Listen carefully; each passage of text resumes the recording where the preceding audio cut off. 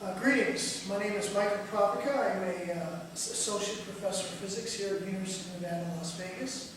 And I'm very concerned about the BP oil leak Gulf crisis disaster.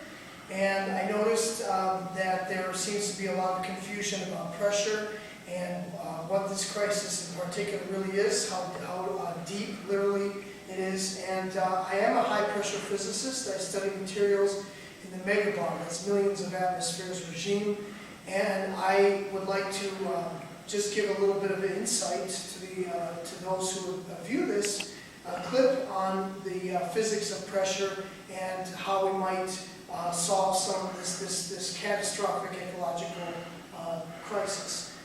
So first, let me define pressure. It's force divided by unit area. So I apply a given amount of force over a certain area, I apply pressure. The units of pressure in metric are newtons per meter squared, and that's translated to the Pascal. In more common units, American units might be pounds per inch squared, or PSI.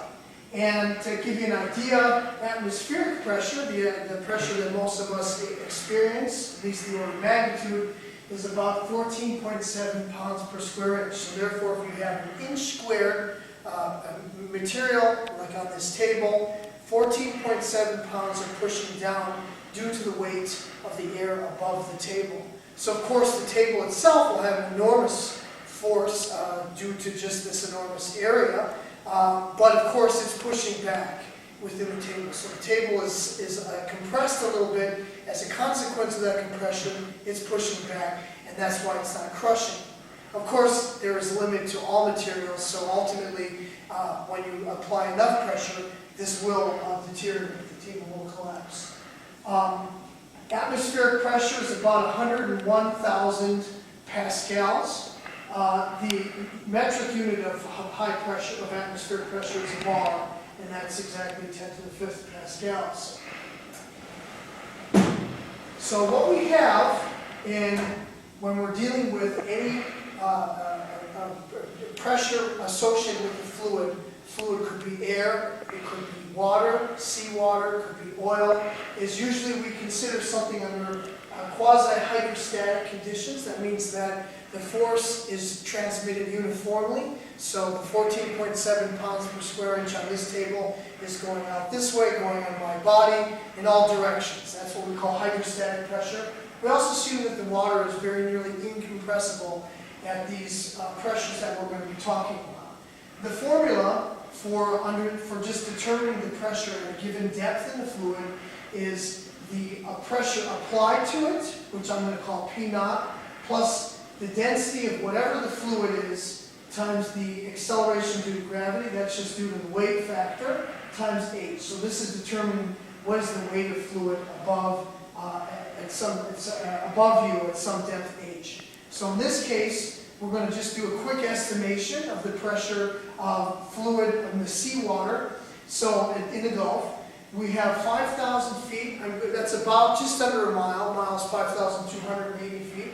So we'll estimate that as about 1.6 kilometers, or 1,600 meters. And so when we calculate that, put in atmospheric pressure, that's about 1 atmosphere. And then we have this calculation, the density of seawater is 1,035 kilograms per meter cubed. For pure water, it's 1,000 kilograms per meter cubed. So seawater is just a little bit more dense than pure water. I estimate about 160 or 161 this atmospheres for the pressure at the bottom of the Gulf. Okay, so that's a pretty astonishing number. That's very very hard to exist at those depths, so that's why we have robots down at the bottom trying to ameliorate this problem. Okay, so. Just to give you another idea of pressure, I said atmospheric pressure, 14.7 psi. In your tires of your car, it's about 30 to 32 pounds per square inch. So that just gives you a sort of a physical feeling.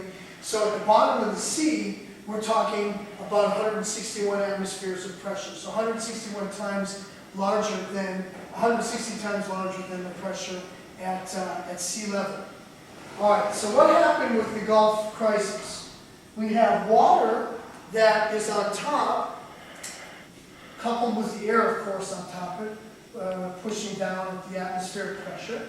And so then we have the sea floor, and then we have all this material, rock, bedrock, that, and this is, let me draw this a little bit, this is not to scale, but this is, BP drilled about 30,000 feet through this bedrock. Okay, so that could include sandstone, limestone, granite, all sorts of rock that could be here. And then underneath here was a pocket of oil. Okay? Now, that oil is under extreme pressure because of the weight of material on top of it. The air, plus the water, plus the Earth's portion of the seafloor that is on top of the oil, squeezing it. And of course, that's how oil gets created, under high pressure, high temperature. So what BP did is they drilled a hole, okay, a small hole, and like a straw, now there's high pressure, and oil will flow through this straw into this region of low pressure. So I estimated, a very crude estimate of what kinds of pressures might the oil coming out of here be gushing out from this interior pocket of oil.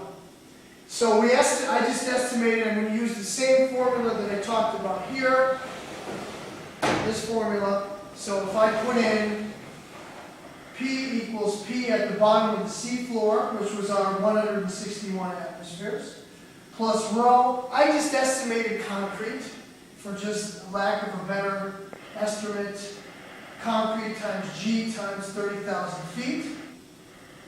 Okay, so that's, we have to convert that into metric units. Concrete is about 2.3 times the density of water. And this 30,000 feet is just under 6 kilometers, or 5,700 kilometers. So if I put in the numbers for 161 atmospheres plus the density of concrete, 2.3 times 10 to the 3 kilograms per meter cubed, 9.8 meters per second squared, and then times about 5.7 times 10 to the 3 meters. This term here works out to be about 1.28 times 10 to the 3. So we could add this, but 1.28 times, in other words, 1,280, so we can add 1,400 or so atmospheres. Or actually bars, because we said a bar was 10 to the 5th pascals. So we're looking at a pressure inside here, just an estimate, a rough order of magnitude estimate of about a kilobar.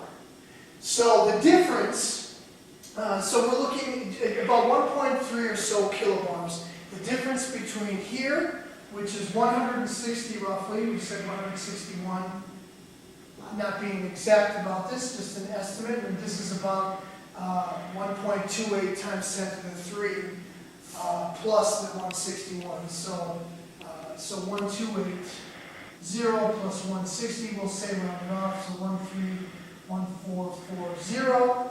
So about 1.4 kilobars down here.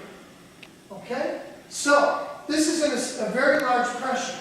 To give you an idea, the pressure in a cylinder, a cylinder of carbon dioxide or nitrogen that you might see on a truck delivering compressed gas, might be 2,000 psi. 2,000 psi works out to be